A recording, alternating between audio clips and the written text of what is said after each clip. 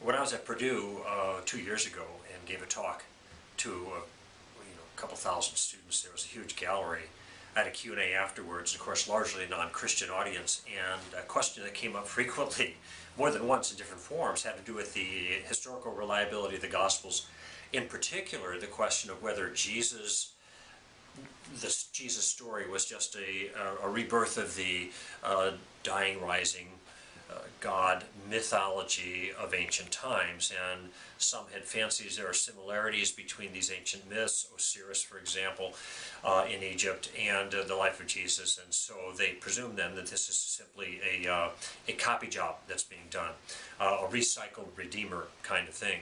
And I think it's a fair challenge, and it needs to be addressed, but I want you to think about for a moment what would have to be the case for that to be true.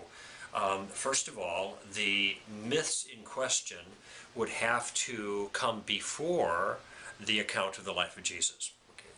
In other words, the daughter has to come before the mother kind of thing. That would have to be the first thing.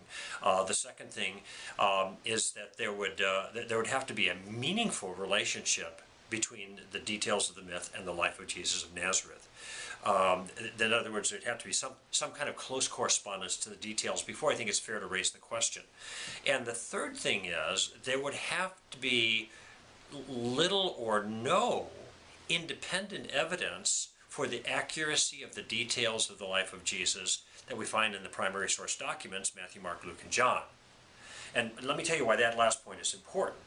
Because the only reason that one would speculate whether this story about Jesus was an invention based on earlier myths is if the story itself was not grounded in history.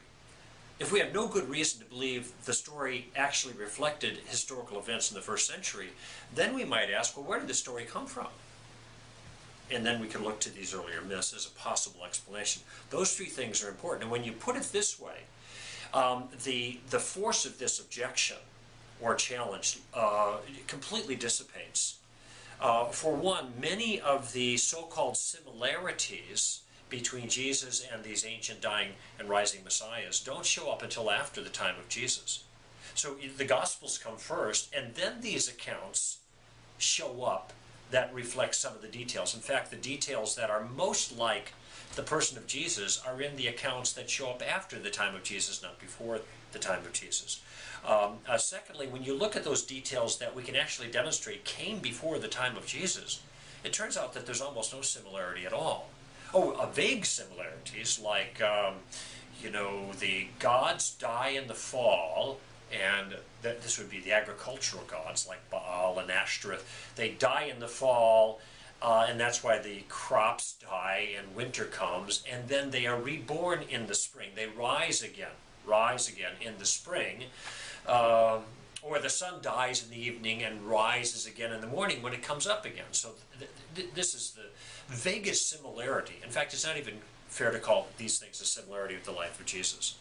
But the third thing is the most important. Even if you had really tight similarities of accounts that were mythical that came before the time of Jesus, you wouldn't be able to demonstrate that the story of Jesus was based on those accounts if there was good evidence that the account of Jesus that we have in the New Testament is reliable on its own merits. There was a famous book that was written, and now I'm digging for the name, but it was written at the end of the 19th century. It talked about a ship called Titan that made a transatlantic voyage between England and New York, and then struck an iceberg and sunk, and it was an unsinkable ship, and traveling at certain speeds with 3 propellers, and more than half of the people died in the sinking. These were all details, of course, that perfectly match the actual historical event that happened some 15 years later with the sinking of the Titanic. Now, we wouldn't say that because it was a fictional account earlier, we have no reason to trust the alleged historical account that came later, simply because there's similarities. No, we'd want to look at the historical account on its own merits and see is there good evidence for that. And if there is, then we say, wow, what a coincidence. And that's actually what took place with this particular book and with the Titanic.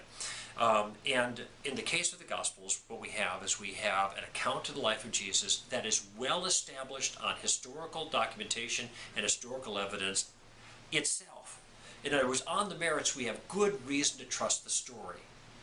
It's only if we have no good reason to trust the story as coming from history that we ask ourselves, well, where did it come from then? And then we might be tempted to look back at some other literary source that gave those writers the idea. But since there is good, solid historical evidence to trust the primary source historical accounts on the merits, then we have no need nor temptation to look back to other sources. And therefore, any challenges or claims based on similarities of other sources just fall to the dust.